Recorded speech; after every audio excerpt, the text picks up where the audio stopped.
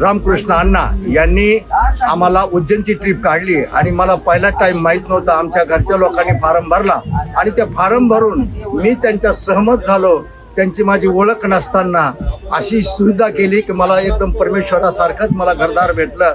आणि या घरदारामध्ये माझी खाण्यापिण्याची एवढी व्यवस्था केली की मी ती सांगू शकत नाही. त्यांची आमच्यावर अनेक कोटी उपकार त्यांच्यावर की ते फेडू शकणार नाही इतकी सोय केली. आमच्या कधी कल्पनाच नव्हती. आम्ही कधी तिकडे त्यांचा विचारही केला नव्हता. ते आमचे कोण होते आम्हाला कल्पना नाही. परंतु माझ्या भगवंतांनी त्यांची माझी एक भेट करून दिली. ते ईश्वरासारखे मला संत महात्म्यासारखे लहान मुलासारखं समजून मला माझं वय जवळजवळ 75-76 वर्ष चालू रनिंग असताना मला एवढ्या लहान मुलागत सांभाळलं. मला कुठलीही तकलीफ होऊ दिली नाही. घडोघडी वेळी त्यांच्या मिसेसनी और त्यांच्या अजून लोकांनी मला प्रश्न विचारले.